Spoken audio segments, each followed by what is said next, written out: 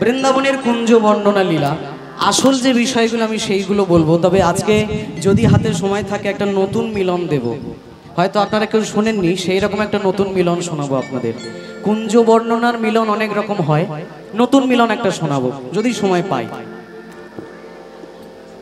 রাধা মাধব সারা রাত রাসমঞ্চে নাচ গান করে, আমরা তো শুনেছি গত রজনীতে, ওইখানেই ঘুমিয়েছেন নিকুঞ্জ দ্বারে। আসতে এখানে একটা কথা আছে, কুঞ্জ যেখানে রাধা মাধব থাকেন তার অনেকগুলো জায়গা আছে। আমরা শুধু মনে করি পাপ করলে নরকে যাবে আর ভালো করলে স্বর্গে যাবে। স্বর্গ কিন্তু বহুত প্রকার, খুব মন দিয়ে শুনবেন। 14টা মনু রয়েছে আমাদের পৃথিবীর মধ্যে। পৃথিবী ধরে 14খানা মনু। রাধা মাধবের থাকার জায়গা কোথায় লক্ষ্য করুন। মানুষ ভালো কর্ম খারাপ কর্ম করার পর যে জায়গায় পতিত হয় তাকে বলে স্বর্গ। তা পৃথিবীর প্রথম স্তরের নাম হচ্ছে স্বর্গ। আচ্ছা, তার উপরে কারা থাকে? স্বর্গের উপরে একটা জায়গা আছে, তার নাম হচ্ছে গোলক। গোলকে কে থাকে? গোলকে থাকে যারা গৃহত্যাগী সন্ন্যাসী বৈষ্ণব মানুষ, এরা থাকে গোলকে। তারও একটু উপরের স্তর রয়েছে বৈকুণ্ঠ। বৈকুণ্ঠে কারা থাকে? বৈকুণ্ঠে থাকে কৃষ্ণ ভজন করে কাটানো মানব জাতি, সাধারণ মানুষ যারা সংসারের মায়ামোহ পরিত্যাগ করে কৃষ্ণ কৃষ্ণ বলে জীবনটা কাটিয়েছেন। যেমন লালাবাবু ঘর বাড়ি ছেড়ে চলে গেল না, 52,36,000 টাকার জমিদারি ছেড়ে দিয়ে চলে গেল জঙ্গলে কৃষ্ণ বলে ডাকতে ডাকতে। এই রকম সংসারী মানুষ যখন কৃষ্ণ প্রেমে পাগল হয় তাদের জায়গা হয় বৈকুণ্ঠে। তাহলে কটা স্তর বললাম? স্বর্গ, গোলক, বৈকুণ্ঠ। এইবার এর উপরে আসছে কুঞ্জ। এই কুঞ্জে কারা থাকে? আমরা সবাই শুনেছি, কালকে আমাদের শুভদা বোধহয় গান করেছে, ও ওই গানটা বেশি করে, এখনো সেই বৃন্দাবনে বাঁশি বাজে, নিশ্চয়ই গানটা গিয়েছে। যাই হোক, কথা ঠিক সেই রকম ভাবেই বলবো। আজও ভগবানের বাঁশি বাজে কোথায়? বৃন্দাবনে। উত্তর ভারতের বৃন্দাবন নয়, গোলকের বৃন্দাবন। কোন গোলকের বৃন্দাবন? যে বৃন্দাবনে আজ থেকে 6,000 বছর আগে যেভাবে ভগবান লীলা করতেন, সকাল হলে গরু নিয়ে বেরিয়ে পড়তেন, বিকেলবেলা আবার বাড়ি আসতেন, সেই রকম লীলা হয় কুঞ্জে। উপরের কথা বলছি, এটা কিন্তু মাটির মর্তধামের কথা বলছি না। তা সেই কুঞ্জে কে কে থাকে? ভগবান, ভগবানের বাবা মা, তার পরিবার, সখা বন্ধু বান্ধব আত্মীয় পরিবার পরিজন, পুরো বৃন্দাবনটাই থাকে কুঞ্জে। কুঞ্জের ঠিক উপরে বাঁ দিকে রয়েছে নিকুঞ্জ। এই নিকুঞ্জে কি হয়? এই নিকুঞ্জে থাকে রাধা মাধব এবং রাধারানীর অষ্টসখী ললিতা, বিশাখা, চিত্রা, চম্পকলতিকা, তুঙ্গবিদ্যা, ইন্দুলেখা, সুদেবী আর রঙ্গদেবী। আচ্ছা, এই নিকুঞ্জের মধ্যে অষ্টসখী ছাড়া ভগবানের 24 বন্ধু থাকে। কে কে? শ্রীদাম, সুদাম, দাম, বসুদাম, সুবল, মহাবল, সুবাহু, মহাবাহু, স্ততকৃষ্ণ, অর্জুন, লবঙ্গ, বটু। এই হচ্ছে 12 জন প্রধান। আরও 12 জন উপপ্রধান। কারা কারা? হুমায়ুধ, গরুধব, কিঙ্কিনী, কপিন, করবিঙ্ক, কুণ্ডলী, উজ্জ্বল, বসন্ত, বিদাসী, অংশুমান, ভদ্রসেন, গন্ধর্ব। এই ভগবানের 24 সখা আর রাধারানীর অষ্টসখী সমেত এনারা থাকেন নিকুঞ্জে। এরও ঠিক উপরের ডান দিকে রয়েছে নিভৃত নিকুঞ্জ। কালকে যে রাসলীলা শুনলাম, এই রাসলীলা হয় নিভৃত নিকুঞ্জে। এখানে কারা কারা থাকে? এইখানে শুধু থাকে রাধা মাধব আর অষ্টসখী। এইখানে সখাদের প্রবেশ হয় না, একে বলে নিভৃত নিকুঞ্জ। আচ্ছা, এইবার একটা কথা মন দিয়ে শুনুন। এই নিভৃত নিকুঞ্জ পর্যন্ত কৃষ্ণ ভগবান, কৃষ্ণকে সবাই পূজা করছে। এই নিভৃত নিকুঞ্জের উপর আরো একটা জায়গা আছে যার নাম হচ্ছে নিত্য নিকুঞ্জ। এই নিত্য নিকুঞ্জে যখন উঠবা তখন আপনি দেখতে পাবেন এইখানে নিত্য নিকুঞ্জে ভগবান কৃষ্ণ আর ভগবানের জায়গায় নাই, ভগবান বসেছেন পূজারীর আসনে, আর পূজার আসনে বসেছে কে? রাধারানী। এতক্ষণ পর্যন্ত রাধারানী গোবিন্দের সেবা করছিলেন, আর নিত্য নিকুঞ্জে গিয়ে গোবিন্দ রাধারানীর সেবা করতে থাকেন।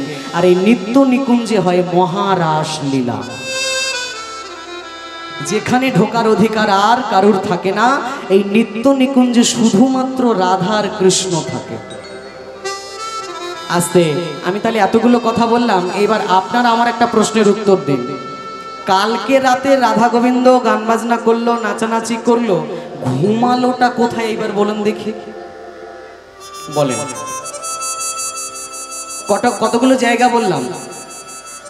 স্বর্গ, গোলক, বৈকুণ্ঠ, কুঞ্জ, নিকুঞ্জ, নিভৃত্ত নিকুঞ্জ, নিত্য নিকুঞ্জ, 7খানা জায়গার নাম বললাম। রাধা মাধব রাসলীলা করলেনটাই বা কোথায় কালকে, আর ঘুমালেনটাই বা কোথায় বলতে পারবেন? আমি আগেই বলেছি রাসলীলার মধ্যে ললিতা বিশাখা অষ্টসখী ছিল। যে কুঞ্জে অষ্টসখী রাধা মাধব থাকে সেই কুঞ্জকে কি বলে? নিভৃত্ত নিকুঞ্জ। নিভৃত্ত নিকুঞ্জের রাসলীলা কালকে আমরা শুনেছি। তা নিভৃত্ত নিকুঞ্জের হচ্ছে 9খানা দরজা, খুব মন দিয়ে শুনবেন। এই কুঞ্জ বর্ণনা লীলার এগুলো খুব গুহ্য কথা, তো সব জায়গায় শুনতে পাওয়া যায় না। নিবৃত্ত নিকুঞ্জের 9টা দরজা, দরজা ঠিক নয়, 9টা কোটর। 9টা কোটর মানে যেখানে মোটামুটি একটা চোখ দিয়ে দেখা যায় ভিতরে কি হচ্ছে। রাধা গোবিন্দ শুয়েছিলেন, তার চারিদিকে লতা পাতা গুল্ম দিয়ে একটা আবরণ তৈরি করে দেওয়া হয়েছিল, যে ঘুমাতে ঘুমাতে কি ঘটনাগুলো ঘটে সেটা যাতে বাইরের লোক না দেখতে পায়, ওই জন্য আবরণ দেওয়া হয়েছিল। এখন আবরণ তৈরি করার সময় ললিতা বিশাখা অষ্টসখী তারা একটু কায়দা করে 9খানা ছিদ্র বানিয়ে দিয়েছিল ওই কুঞ্জের চারিদিকে, 9টা দিকে। আর 8টা দ্বারে অষ্টসখী আর 9ম দ্বারে যোগমায়া। কেন বানিয়ে দিয়েছিল? বিবাহের পর যেদিন মিলন রজনী হয়, সেই মিলন রজনীতে নবগৃহবধূর ঘুম থেকে উঠতে লজ্জা হয়। কারণ এর আগে তো কোনো পুরুষ মানুষের সঙ্গে সে নিশি যাপন করেনি, এই জীবনে প্রথমবার। শৃঙ্গার চিহ্ন রয়েছে, মধুর রসের আস্বাদন হয়েছে, সকালবেলা ঘুম ভেঙে উঠতে তার লজ্জা হয়। বেশি ঘরের বাইরে বেরোতে সে চায় না, লজ্জায়। আর বাইরে যখন বার হয়, ননদ জিজ্ঞেস করে, কি গো দিদি, কেমন কাটলো বাসর রজনী? জিজ্ঞেস করে তো। এটা সাধারণ মানুষকে জিজ্ঞাসা করলে বলবে, কিন্তু রাধারানীকে জিজ্ঞাসা করার অধিকার কারণ নেই যে হে রাধে, কালকে সারাটা রাত গোবিন্দের সঙ্গে শয়ন করলে কেমন তোমার সময় কাটলো একটু বলো। তাই সবাই জানে রাধারানী বলবে না মুখে কিছু, নিজেরাই যাতে দেখে নেয় তার জন্য 9খানা ছিদ্র বানিয়ে দিয়েছিল কুঞ্জের মধ্যে, যাতে অষ্টসখীরা নিজেরাই একটা চোখ দিয়ে উঁকি মেরে দেখতে পারে ভিতরে কি কি কাণ্ড কারখানা হচ্ছে। চলুন আমরা পদাবলীর কুঞ্জ বর্ণনার খুব মধুর থেকে মধুরতম একটি পদাবলী শুনবো। এইখানে বর্ণনা হচ্ছে যে ললিতা বিশাখা কিভাবে লুকিয়ে লুকিয়ে 9টা দ্বারে চোখ দিয়ে দেখছে ভিতরে কি ঘটনাটাই না ঘটছে। পদাবলীটি আগে বলে দিই, তাহলে আপনাদের শুনতে সুবিধা হবে।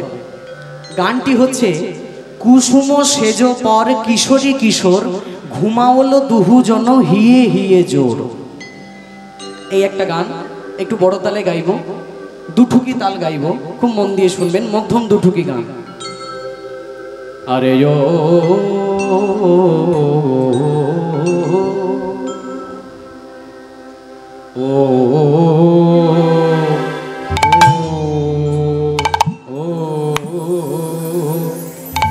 সুম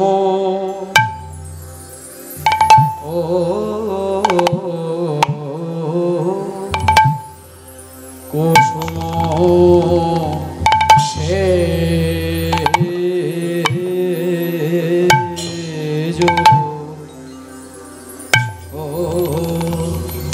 পর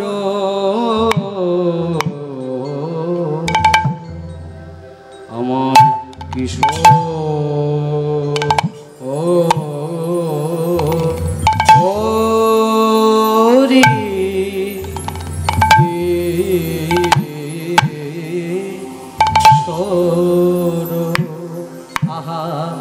ভালো ভালো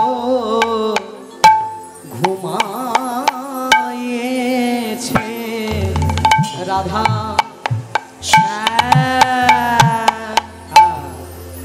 দুজনে ভালো ভালো ঘুমায়েছে রাধা দুজনে ভালো ভালো ঘুমায়েছে রাধা বাবা শ্যাম দুজনে ভালো ধরে রাধা। এই যে গানটা গাইছি এটাকে বলে দুঠুকি, দুটো করে তাল দুটো করে ভাগ। কেমন? 1 2 3 4 5 6 7 8 9 10 11 12 13 14 1 2 3 1 2 3 4 1 2 3 1 2 3 4 দুঠুকি গান হচ্ছে। এর মধ্যে বড় একতালি ঢুকছে। যারা গান বাজনা চর্চা করেন অভ্যস্ত তারা ঠিক বুঝবেন গানের চলো।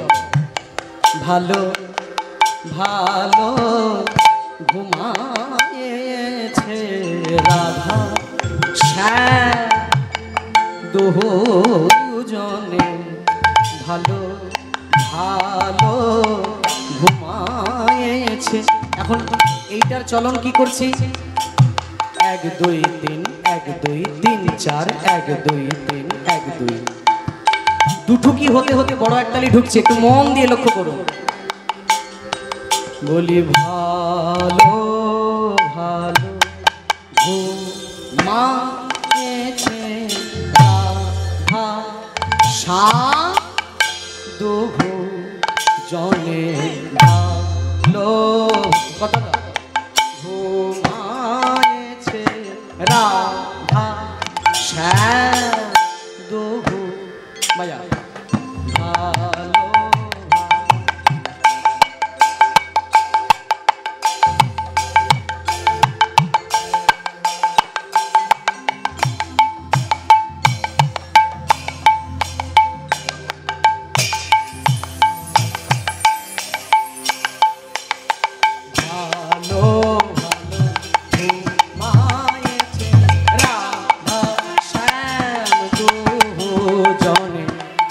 আগের চলনটা কি গাইছিলাম? 1 2 3 1 2 3 4 1 2 3 1 তাহলে ভালো ভালো ঘুমায়। এই দুটো কি বড় একতালি ঢুকছে কেমন? 1 2 3 4 5 1 2 3 4 5 1 2 3 4 ভালো ভালো ঘুমায়েছে রাধা শ্যাম দুজন ভালো ভালো ঘুমায়েছে রাধা শ্যাম দুজন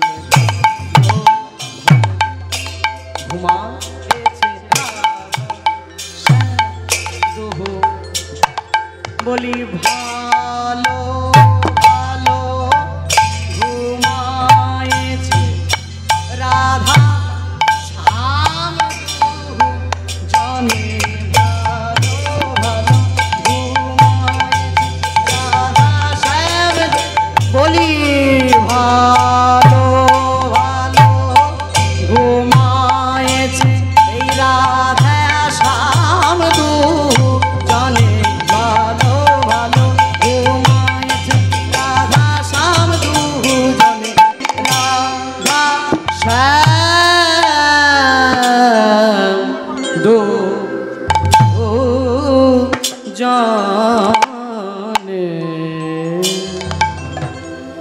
কুসুম সেজ পর কিশোরী কিশোর কুসুম সেজ পর কিশোরী কিশোর ঘুমা বল দুজন হিয়ে হিয়ে জোড়ো ঘুমা বল দুজন ঘুমে বল হৃদয়েতে হৃদয় মিশায় হৃদয়েতে হৃদয় মিশায় হৃদয়েতে হৃদয় মিশায় হৃদয়েতে হৃদয় মিশায় বুকে করে জড়ায় থাকে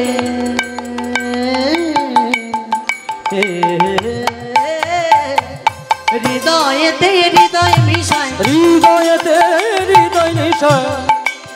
আমি যেমন গাইছি তেমন গাও।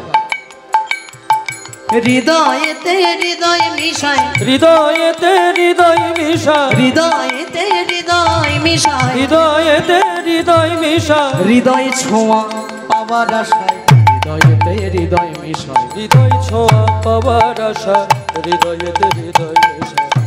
এখন 9টা দ্বারে 9 জন সখী তারা চোখ দিয়ে দেখছে। ঘটনা কি? এই যে ললিতা, কি হচ্ছে দেখতে পাচ্ছিস? হাওয়া হাওয়া লাগছে। হিসাবে শ্রেষ্ঠ এবং কবি হিসেবে এরা শ্রেষ্ঠ। তাহলে তোমার কথা যে বলবে, মানে যে দান করবে আর যে শুনবে, কি লাভ হবে? শ্রবণ মঙ্গল শ্রীমদ তাপ, শ্রবণ মঙ্গল শ্রীমদ তাপ।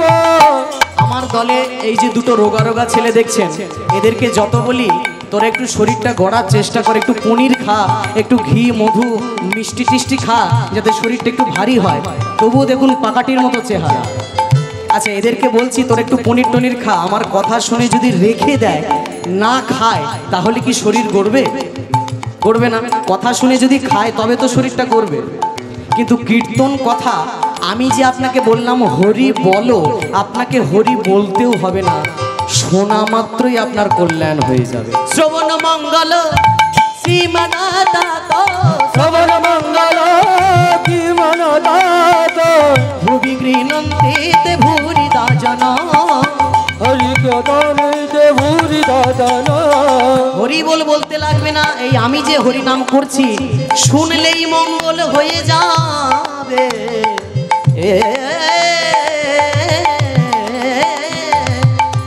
কার কথা?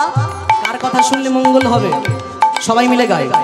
নন্দ নন্দন কৃষ্ণ গোবিন্দ, নন্দ নন্দন তালি দিয়ে। কৃষ্ণ গোবিন্দ, নন্দ নন্দন কৃষ্ণ গোবিন্দ, নন্দ নন্দন কৃষ্ণ গোবিন্দ।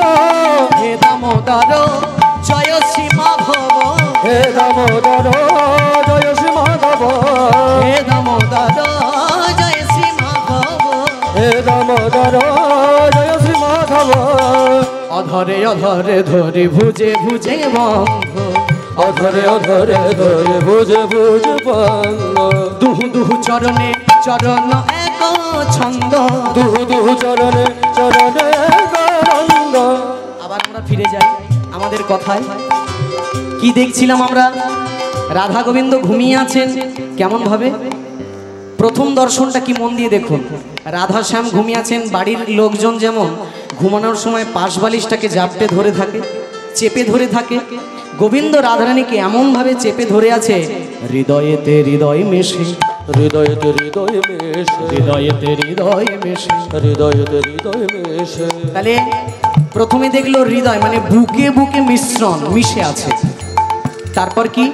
আরো একটু উপরে যখন দেখলো অধরে অধরে ধরে ভুজে ভুজে বন্ধু, অধরে অধরে ধরে বুঝে বুঝে বন্ধু।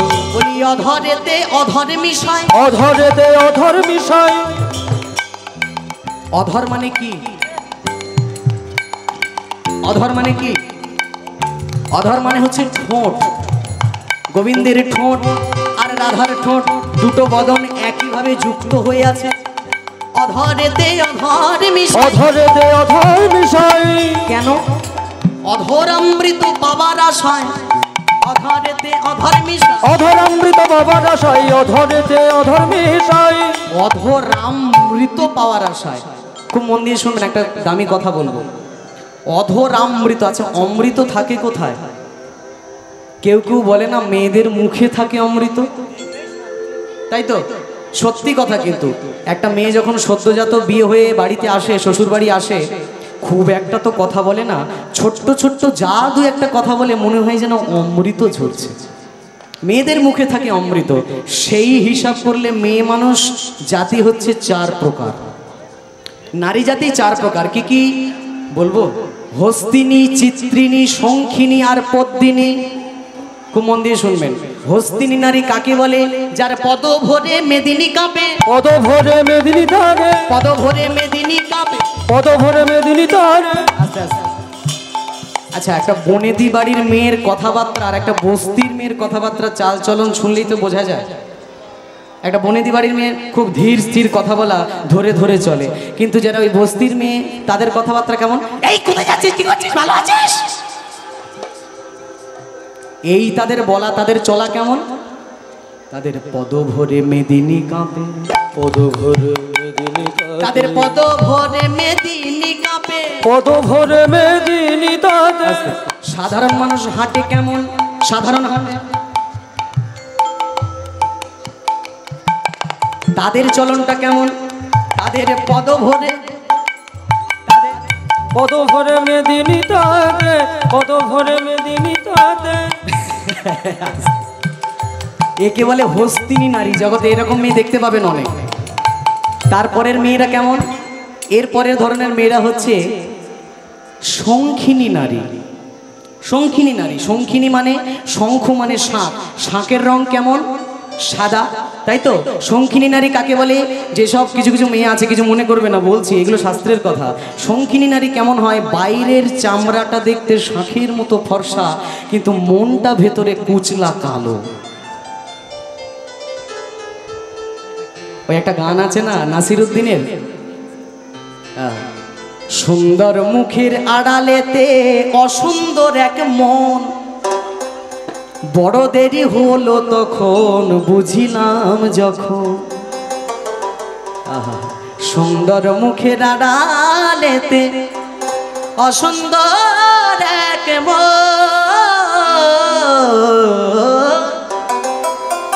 বড় দেরি হলো বুঝিলাম যখন।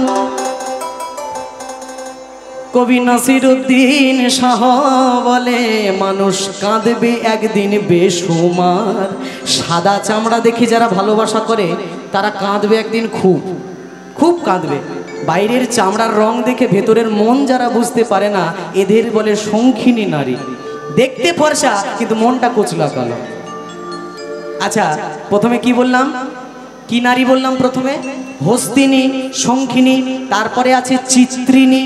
চিত্রিনী নারী কাকে বলে, দেখবেন কিছু কিছু মানুষ আছে, মেয়েদের কথাই বলি, যেসব মেয়েদের কাছ থেকে শরীরের কাছাকাছি গেলে মৎস্যের গন্ধ পাওয়া যায়, মাছের গন্ধ পাওয়া যায়, মৎস্যগন্ধা নারী বলে। আমার ওই রকম একজন পিসি আছে, গায়ের কাছে গেলেই শুধু মাছের গন্ধ যেন ভরভর করে বেরোচ্ছে।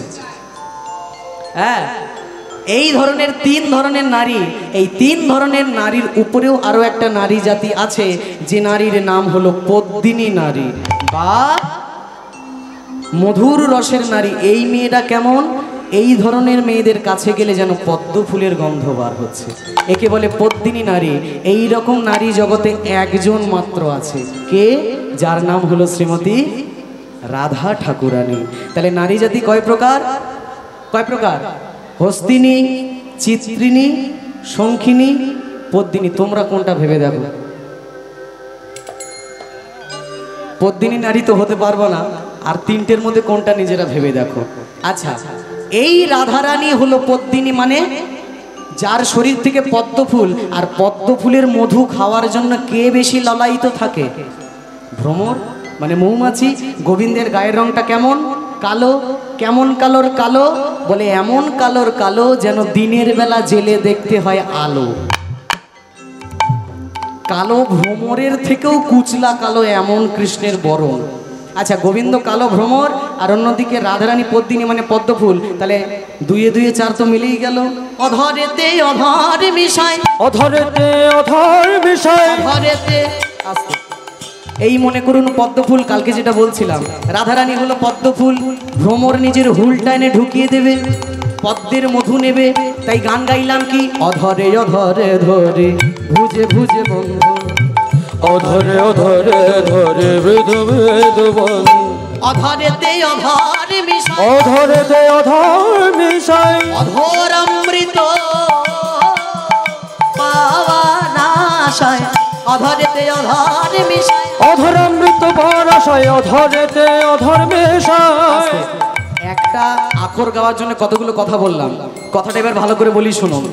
রাধারানীর অধরামৃত পাওয়ার আশায়। কেন বলি রাই কমলের এত মধু খেয়ে স্বাদ মেটে না। রাই কমলের এত মধু খেয়ে স্বাদ মেটে না। রাই কমলের এত মধু খেয়ে স্বাদ মেটে না। রাই কমলের এত মধু খেয়ে অধরেতে অধর মিশায়। অধরে অধরে ধরি ভুজে ভুজে বন্ধ, হাত দুটো একে অপরের সঙ্গে জড়িয়ে রেখেছে রাধার গোবিন্দ। তারপরে কি দেখলাম? চরণে চরণে দেখি করু এক ছন্দ। চরণে চরণে দেখি করি এক ছন্দ। চরণে নিরে নি পামা পা গামা রে সা গা পা নি পামা পা গা গা গা রে গা সা মা মা মা মা রে নি পা দা নি গা মা মা দা দা নি দা পা সা পা সা গা রে নি নি নি রে মা পা গা সা মা রে নি দা দা দা নি নি দা পা সা।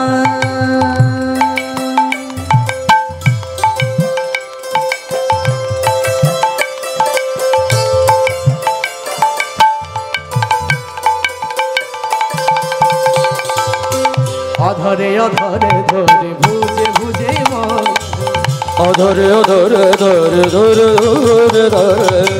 এই ললিতা ওই দেখ, বলি রাধা রানীর এত সাহস, রাধা রানীর এত সাহস, আমার গোবিন্দের গায়ে পা তুলেছে। রাধা রানীর এত সাহস, গোবিন্দের গায়ে পা তুলেছে। রাধা রানীর এত সাহস, বলি অমন সাহস কে দিয়েছে? কৃষ্ণের গায়ে পা তুলেছে। অমন সাহস কে দিয়েছে? কৃষ্ণের গায়ে পা তুলেছে। আস্তে অনেকদিন সংসার করার পর স্বামী স্ত্রী একই বিছানায় ঘুমাতে ঘুমাতে একে অন্যের পা অন্যের গায়ে উঠে যায়, এটা সাধারণ বিষয়। উঠে যায় তো, কখনো মেয়েরা স্বামীর গায়ে পা তুলে দেয়, আবার কখনো স্বামীরা মেয়েদের গায়ে পা তুলে দেয়, এটা ঘুমের ঘরে এসেই যায়। কিন্তু যেই চরণকে পাওয়ার জন্যে কত যোগী মুনি ঋষি তারা সাধনা করছে যুগ যুগ ধরে, অল্প ভাগ্যে হয় না। যোগী যোগ করে, সাধক সাধনা করে, মুনি ধ্যান করে ওই চরণকে পাওয়ার জন্য। চরণ পেলে বুকের মধ্যে জড়িয়ে রাখে। কিন্তু রাধারানী এতই বোকা, রাধারানী কি করেছে? চরণটাকে কাছে পেয়েও তাকে সেবা করলো না। ওই চরণেতে চরণ দেয়, চরণেতে চরণ দেয় গো। এত সাহস কে দিয়েছে? চরণেতে চরণ দেয়। এত সাহস কে দিয়েছে? চরণেতে চরণ দেয় গো। বলি কাজ ভালো করে না, কাজ ভালো করে না, কাজ ভালো করে না, কাজ ভালো করে না। আস্তে ঘুমের ঘরে স্বামীরা যদি মেয়েদের গায়ে পা তুলে দেয় ওতে অধর্ম হয় না, কিন্তু মেয়েরা যদি স্বামীর গায়ে পা তুলে দেয় তাতে অধর্ম হয়। এটা আমরা শুনে আসছি ছোটবেলা থেকে। এখন বিশাখা বলছে, আচ্ছা তুই ওইভাবে কেন দেখছিস যে রাধারানী গোবিন্দের গায়ে পা তুলে দিয়েছে? আস্তে আমার দিকে সবাই দেখুন, ব্যাপারটা তো একটু অন্যরকমও হতে পারে। রাধারানী যে ঘুমের ঘরে পা তুলে দিয়েছে এটা না হয়ে এটাও তো হতে পারে চরণ ভালোবাসে বলে নিয়েছে টেনে, ভালোবাসে বলে নিয়েছে টেনে। রাধার চরণ সেবা করবে বলে চরণ ভালোবাসে বলে নিয়েছে টেনে। রাধার চরণ সেবা করবে বলে ভালোবাসে বলে নিয়েছে টেনে। চরণ ভালোবাসে বলে নিয়েছে টেনে।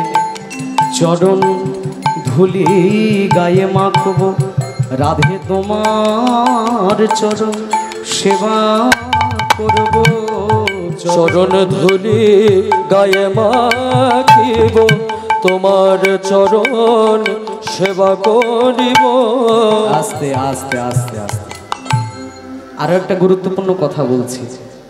ভগবানের মনে অনেক দিন থেকে একটা বাসনা, বুঝলেন? অনেক ভক্তের কাছে বলি একটু চরণধুলি দাও, চরণধুলি দাও। কোনো ভক্ত তো অপরাধের ভয়ে আমায় চরণধুলি দেয় না।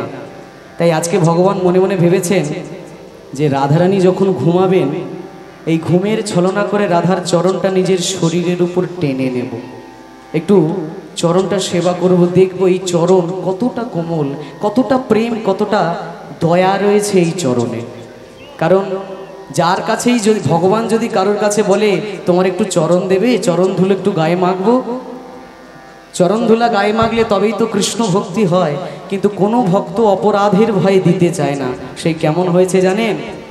এখন কুরুক্ষেত্রের যুদ্ধের 5 দিন যুদ্ধ হয়ে গেছে। দুর্যোধন ভীষ্ম দাদুর কাছে এসে বলছে, ও দাদু, তুমি আমার খেয়ে বেঁচে আছো, আমার নুন খেয়ে বেঁচে থাকছো, আর আমার ভাইগুলো যুদ্ধে মারা যাচ্ছে, তুমি দেখতে পাচ্ছ না, কিছু করতে পারছো না? দেখুন, খেতে দিয়ে যদি কেউ খাবার খোঁটা দেয় তাহলে এর থেকে বড় অপমান কি আর হয়? ভীষ্মদেবকে দুর্যোধন খাওয়ায় বলে এত বড় একটা খাওয়ার খোঁটা দিল। ভীষ্মদেব বলে, আচ্ছা ঠিক আছে, যা, খেতে দিয়ে খাওয়ার খোঁটা দিলি তো, যা, আমি আশীর্বাদ করে দেবো, আমার নাম গঙ্গা পুত্র ভীষ্ম, আজকে রাত 12টার সময় গঙ্গা স্নান করে আমি পদ্মাসনে বসবো, তুই দুর্যোধন তোর স্ত্রীকে তুই আমার কাছে পাঠিয়ে দিবি রাত 12টায়, আমি ধ্যানে থাকবো, মস্তকে হস্তার্পণ করে আশীর্বাদ করে দেব, দেখবি তাহলে তোদের আর কোনো ভাই মরবে না, যুদ্ধে আর কাউকে হারাতে হবে না। এখন গঙ্গাপুত্র ভীষ্ম গভীর রাতে গঙ্গা স্নান করে পদ্মাসনে বসে আছেন। এমন সময় গভীর রাতে দুর্যোধন তার স্ত্রীর কাছে গিয়ে বলছে, ওগো ওঠো, যাও দাদুর কাছে তাড়াতাড়ি যাও, দাদু বলেছে বিশাল আশীর্বাদ দেবে, দাদুর আশীর্বাদে আমাদের কোনো ভাইকে আর যুদ্ধে মরতে হবে না, সবাই সৌভাগ্যবতী হয়ে যাবে, তাড়াতাড়ি চলে যাও দাদুর কাছে। কিন্তু বাবা, যার হৃদয়ে কৃষ্ণ ভক্তি নেই সে কি কখনো যায়? দুর্যোধনের স্ত্রী বলল, তোমার কি মাথা খারাপ হয়ে গেছে? আমি এত রাতে একজন একা মেয়ে মানুষ, তার উপরে দাদু একজন অবিবাহিত লোক, পুরুষ মানুষ, তুমি ভাবলে কি করে আমি একা তার কাছে যাব? দুর্যোধন বলল, তুমি তাহলে যাবে না? না, যাব না। এ দুর্যোধনের স্ত্রী যে যাবে না এ কথা তো ভীষ্মদেব জানে না। এই সুযোগটা কাজে লাগিয়েছে ভগবান শ্রীকৃষ্ণ। গভীর রাতে ছুটতে ছুটতে ছুটতে ছুটতে ভগবান পৌঁছে গেছে। দ্রৌপদী, দ্রৌপদী, ও দ্রৌপদী। কে? আমি কৃষ্ণ। কি ব্যাপার কৃষ্ণ এত রাতে? গোবিন্দ বলল, কথা বলার সময় নাই, চলো আমার সাথে। কিন্তু কোথায় যাব? আরে অত কথা নাই, আমার সঙ্গে চলো, আমি যেখানে নিয়ে যাই চলো। এই বলে প্রাণ গোবিন্দ আমার পাঞ্চালী দ্রৌপদী, পঞ্চ পাণ্ডবের স্ত্রী দ্রৌপদীর গভীর রজনীতে হাত ধরে নিয়ে চলে যাচ্ছে ভীষ্মদেবের দরজায়। পথে যেতে যেতে অন্ধকার পথে, পথের যত কাঁটা, পথের যত পাথর, নুড়ি পাথর, সব বাঁচতে বাঁচতে যাচ্ছে। কেন? পেছনে আছে ভক্ত, ভক্তের চরণে যদি আঘাত লাগে ভগবান কি তা সইতে পারে? তাই কাঁটা বাজছে, নুড়ি পাথর বাঁচতে বাঁচতে বাঁচতে বাঁচতে ভীষ্মদেবের দরজায় পৌঁছে গেছে। পৌঁছে গিয়ে বলছে, যাও দ্রৌপদী দাদুর কাছে। দাদু ঘুমিয়ে আছে, ধ্যান যোগে আছে, তুমি কোনো কথা বলবে না, দাদুর কাছে গিয়ে তার পায়ে খালি প্রণাম দেবে, দাদু মাথায় হাত দিয়ে আশীর্বাদ করে দেবে, দেখবে কুরুক্ষেত্রের যুদ্ধে তোমার পঞ্চস্বামীর মধ্যে কেউ আর মরবে না। এই বলে দ্রৌপদী যখন চলে যেতে লাগলো, ভগবান বলল, দ্রৌপদী, ও দ্রৌপদী, তুমি চলে যাচ্ছ ঠিক আছে, কিন্তু তুমি তোমার পায়ের জুতো দুখানা খুলে রেখে যাবে। তুমি যদি জুতো পরে দাদুর কাছে যাও, তোমার জুতোয় খট খট শব্দ হবে, ওই জুতোর শব্দে দাদুর ধ্যান ভেঙে যাবে। দাদু তখন চোখ খুলে তোমায় দেখতে পাবে, তোমায় দেখতে পেলে দাদু আর তোমায় বর দেবে না। দ্রৌপদী তো জানে না, জানে না। গোবিন্দের কথায় যখন ভীষ্মদেবের দরজায় নিজের জুতো দুখানা খুলে রেখে চলে গেল, চলে গেল। ভক্তের ভগবান প্রাণ গোবিন্দ ভক্তের জুতো দুখানা নিজের হৃদয় মন্দিরে ধরিল।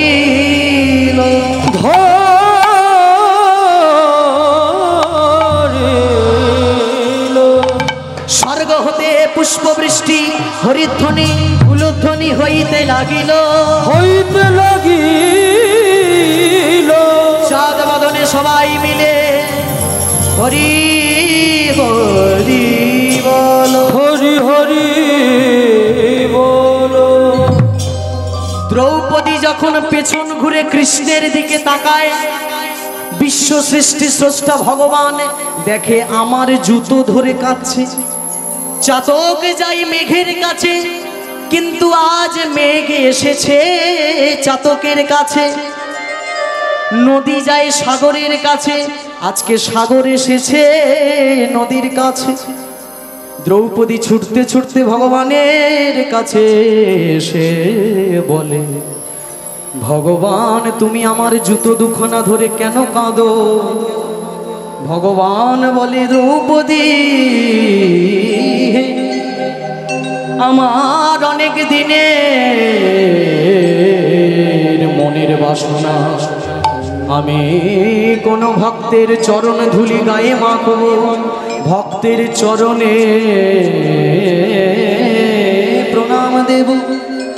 যার কাছে বলি কোন ভক্ত অপরাধের ভয়ে আমায় চরণ ধুলি দিতে চায় না, দিতে চায় না। তাই ভীষ্মদেবের দরজায় আমার এসে অভিনব ভাব হয়েছে। তোমায় বলবো তুমি তোমার জুতো দুখানা খুলে রেখে যাবে। তুমি যখন জুতো খুলে রেখে যাবে, ওই জুতোর মধ্যে তোমার চরণের যত ধূলিকণা থাকবে সেই জুতো দুখানায় আমি বুকে ধরব, আর সেই ধূলিকণা আমার হৃদয়ে মাখবো, আমার ত্রিতাপ জ্বালা জুড়াইবে, আমার ত্রিতাপ জ্বালা জুড়াইবে। ভক্তের চরণ ধুলি গায়ে মাখিলে আমার অঙ্গ জ্বালা জুড়াইবে। ভক্তের চরণ ধুলি গায়ে মাখিবে, আমার অঙ্গ জ্বালা জুড়াইবে।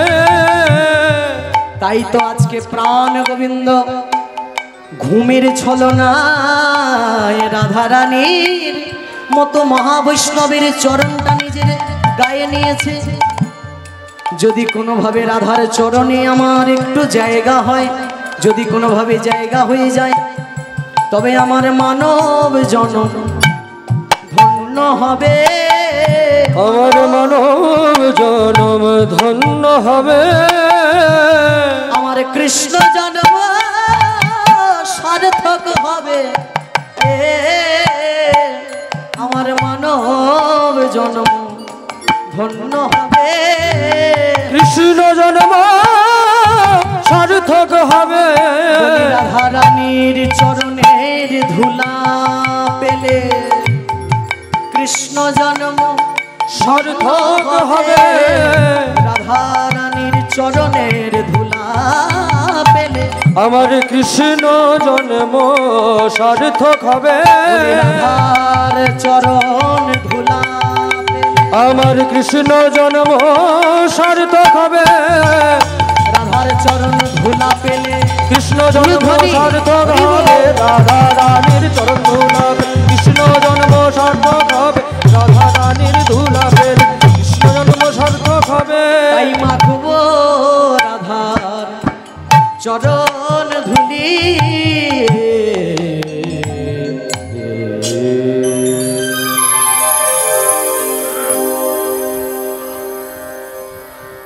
এইভাবে শয়নশোভা সবাই দর্শন করছে।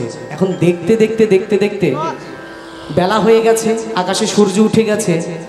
দশদিশ নিরমল ভেল পরকাশ, সখীগণের মনে ঘন উঠয় তরাস। আস্তে ঘুমিয়ে থাকবো বললে তো ঘুমানো যায় না। মনে আছে আমরা ছোটবেলায় যখন বেশি বেলা অবধি ঘুমাতাম, মা আমাদের ডেকে ডেকে পারতো না। গরমের সময় যখন ডেকে ডেকে পারতো না, শেষমেশ কি করতো, এই মায়েদের যুক্তি তো গাঁটে গাঁটে করতো কি, ঘুম থেকে যখন ডেকে তুলতে পারবে না, পাখাটাই বন্ধ করে দেবে, এসিটাই বন্ধ করে দেবে। যা কত গরমে ঘুমাবি ঘুমাইবা, ও আপনি আপনি ছেলে 5 মিনিট পর জেগে উঠবে। তাই এমনি ডেকে ডেকে গোবিন্দ রাধাকে ঘুম থেকে তোলা যাচ্ছে না দেখে পরিবেশের আবহাওয়া এমন হয়ে গেল যে রাধা মাধব ঘুম থেকে উঠতে যেন বাধ্য হয়। আবহাওয়াটা কেমন একটু মন দিয়ে শুনুন। আমরে কোকিলা ডাকে কদম্বে ময়ূর, আমার কোকিলা ডাকে কদম্বে ময়ূরী, দাড়িম্বে বসিয়া কিরো কহয় মধুর, দরেতে বসিয়া করেন মধুরী। রাধা কৃষ্ণকে জাগানোর জন্য